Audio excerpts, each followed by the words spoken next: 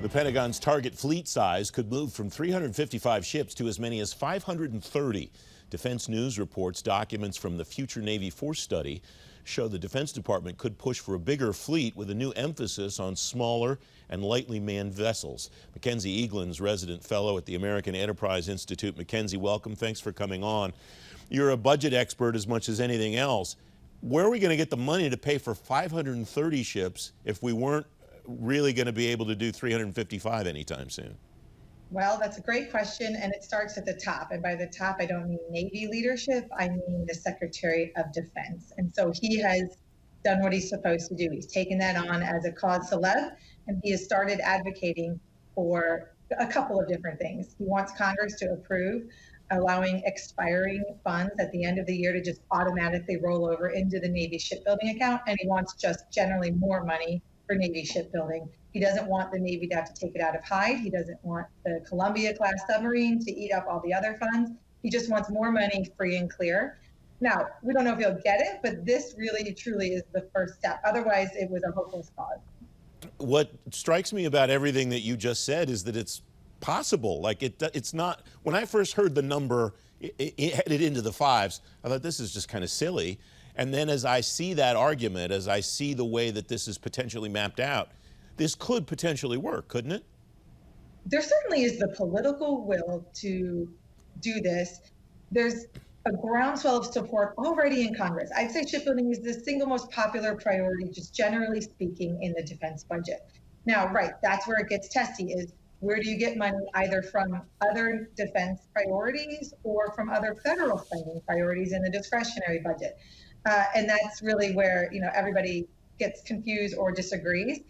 If the White House and the White House Budget Office can figure that out, then the money can come in, free and clear above the defense top line for the 22 budget, which is going to come over here, just right after the new year.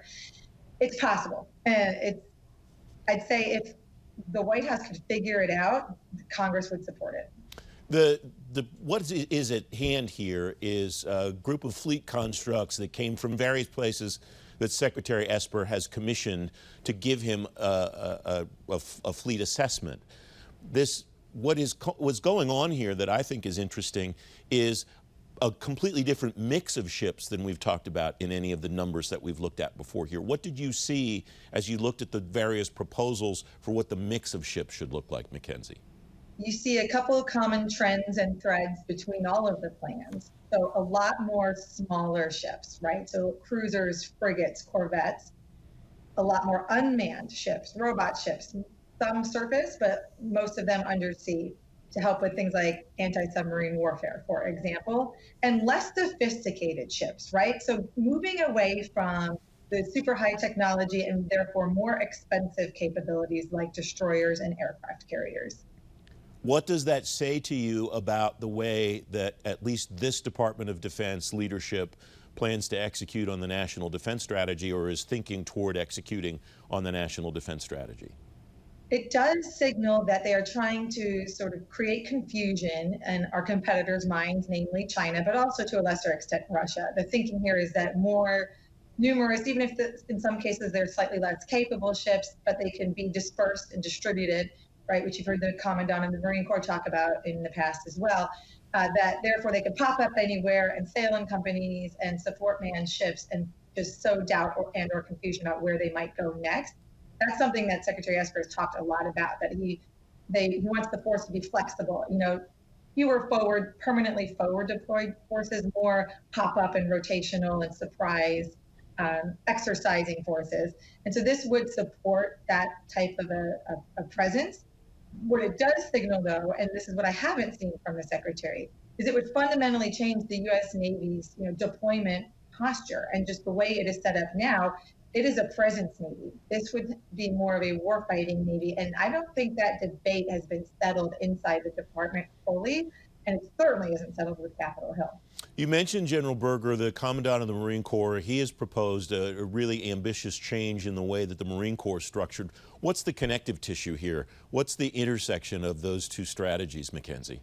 That's a great question. Well, for starters, he's proposing, to divest a lot of things that are on land and to be more expeditionary at USD. And so where do you get that money? Well, you give up things like tanks and artillery and infantry, and in some cases, helicopters. But the connective tissue, I hope, are the operational concepts. So we have a preview of that from the Commandant. What we don't have is that similar document from the Navy. Presumably, Francis, these are all linked together in like one swirl, right? The force structure assessment, the 30-year shipbuilding plan, and the Navy's operational concept.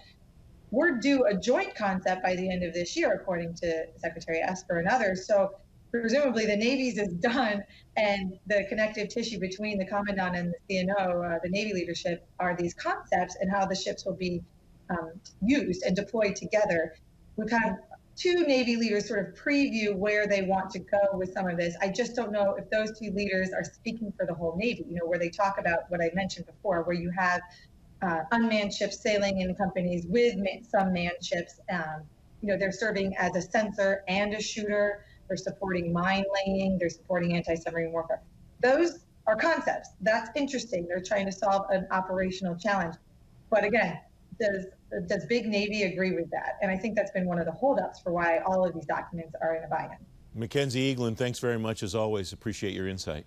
Thank you.